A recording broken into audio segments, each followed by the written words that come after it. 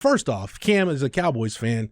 Yay or nay nay, or just kind of meh on this pick? Oh, it's a great pick because the interior defensive line was such a struggle last year that it felt like at any time when they would take out Micah Parsons when it wasn't a pass. Now I'm sounding like a Chris Collinsworth pass rush. Teams would throttle the Cowboys D-line running the ball just straight down their throats. And the tight end, sure, like you said, Jeff, the tight end room definitely needs to be addressed. But with Kincaid off the board, I wanted either Kalijah Kancey from Pittsburgh, who went in the teens. I think 19 was that 19 to Tampa, maybe? Yeah. Or Mozzie Smith. It's a great pick, and Dallas is finally investing in their defensive line, which they have not really been doing for the last decade. Yeah. But I know Brian Branch from Alabama was there, but I mean, there's no way the Cowboys are taking a safety right here. So just forget about that. Just cross him off, and then just scratch him off the list. So no, I'm cool with it. It's fine. It's fine. Again, to the spec section. Hopefully, look, he can't be any worse than the last late first round pick the Cowboys took out of Michigan. He can't be any worse than Taco, right? See, and that's unfortunate because that's the first thing that comes to mind with a lot of people. That's where they got Taco.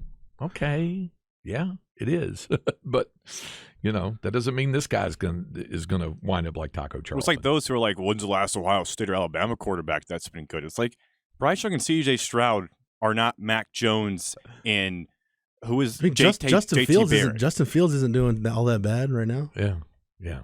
So that always just watch film of Mozzie Smith, guys. Can I expand on that real quick, Cam? Like, it just bothers me that I hear the draft talking as, that Ryan Day system.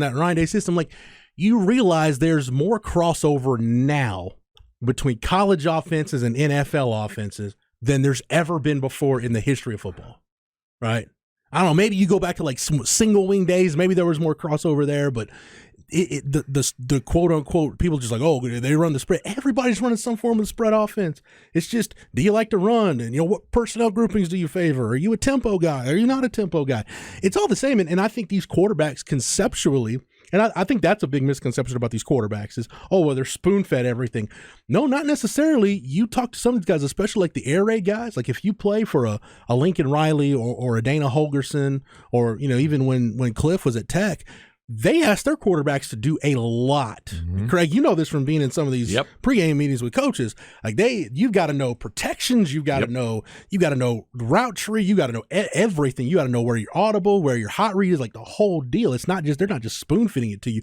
I think when the former Washington Redskins, when they were going through the draft process and some of the stuff that was coming out of Baylor when they were looking at RG3, where, Baylor doesn't have a playbook and, it's all check with me from the sideline. And because we know how the veer and shoot operated, it was a tempo offense. You don't have time to really do a whole lot. And it was a lot of coaches kind of spoon feeding the quarterback. That's not how all spread offenses in college are created. As a matter of fact, quarterbacks conceptually, I would argue now know more football now than quarterbacks coming into the NFL ever have.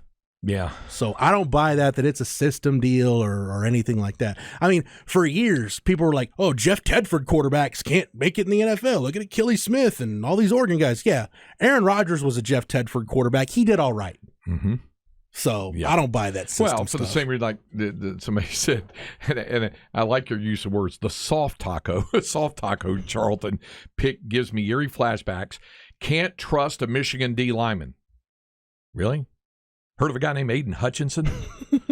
Yeah. Aiden Hutchinson had 52 tackles and 9.5 sacks last year. We can all agree that when the taco period commenced, it was not what any of us hoped it would be. But let's not let our biases get in the way.